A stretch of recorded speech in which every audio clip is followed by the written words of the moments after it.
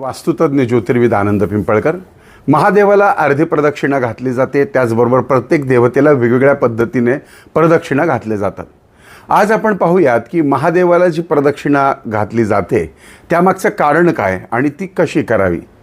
ही माहिती घेण्याआधी आनंद पिंपळकर आनंदी वास्तू हे फेसबुक पेज आणि याच नावाचं यूट्यूब चॅनल लाईक सबस्क्राईब करून बेल आयकॉनला क्लिक करा. शास्त्राप्रमाणे पूजनीय वंदनीय व्यक्ती आणि शक्ती या प्रदक्षिणा घालण्यायोग्य असतात. त्यामुळं उपासक स्वतः पवित्र आणि सात्विक बनत असतो.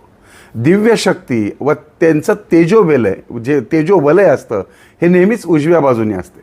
जेथे देवता स्थापन केली असते तेथून काही अंतरापर्यंत वर्तुळाकार जागेत दक्षिणावर्ती अशा तेजोलहरी पसरलेल्या असतात.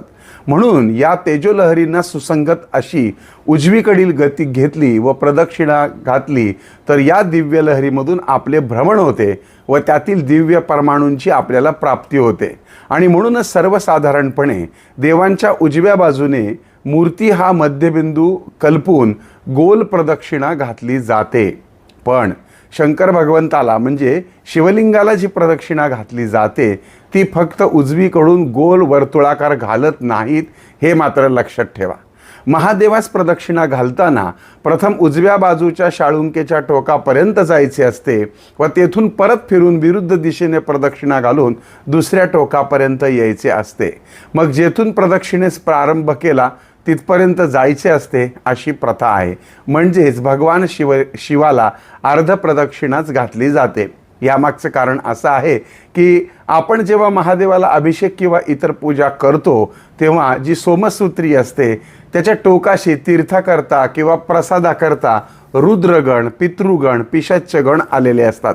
जर आपण इतर देवतांना प्रदक्षिणा मारतो त्या पद्धतीने जर आपण उजवीकडे पूर्ण प्रदक्षिणा घातली तर ती महादेवांच्या गणांनाही प्रदक्षिणा होते आणि म्हणून तसे करू नये. या गणांना प्रदक्षिणा होऊ नये यासाठी महादेवांना उलटी प्रदक्षिणा घातली तर दोष लागत नाही. कारण त्यावेळेस महादेवांमधून शिवलिंगातून निर्माण होणाऱ्या तेजोलहरी देखील या गतीस सुसंगत असतात. त्यामुळं महादेवांना प्रदक्षिणा घातल्यानं कोणत्याही प्रकारचा असा दोष लागत नाही अर्ध प्रदक्षिणा घातल्यानं. त्यामुळं काळजी करू नका. उलट पुण्यप्राप्तीची ही अर्ध प्रदक्षिणा नेहमी महादेवाच्या मंदिरात जाऊन करत जा. तुम्हाला त्याचा निश्चित अनुभव चांगला येईल. पुन्हा एकदा हा कार्यक्रम समजला नसेल तर बघा, परंतु लक्षात घ्या, शाळुंकेच्या मधोमध उभं राहायचं, हात जोडायचे, पुन्हा सोमसूत्राच्या पलीकडच्या टोकापर्यंत जायचं, परत तिकडून इकडच्या टोकापर्यंत यायचं. अशा 3-7 प्रदक्षिणा घातल्यानंतर पुन्हा समोर शाळुंकेपाशी यायचं, हात जोडायचा, त्या शिवपिंडीला नमस्कार करायचा आणि आपल्या इच्छा मनोकामना पूर्ण होत अशी प्रार्थना करायची. ही आहे शिवशंकराला प्रदक्षिणा करण्याची सुसूत्र पद्धत.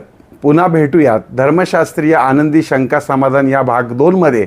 परंतु तत्पूर्वी हा भाग आवडला असेल तर शेअर करा आणि माझं धर्मशास्त्रीय शंका समाधान भाग 1 आणि भाग 2 या पुस्तकामध्ये अशा प्रकारची प्रचंड माहिती देण्यात आली आहे. ते आजच मागवा जो खाली नंबर येतोय त्या नंबरवरून. पुन्हा भेटूयात पुढच्या भाग 2मध्ये.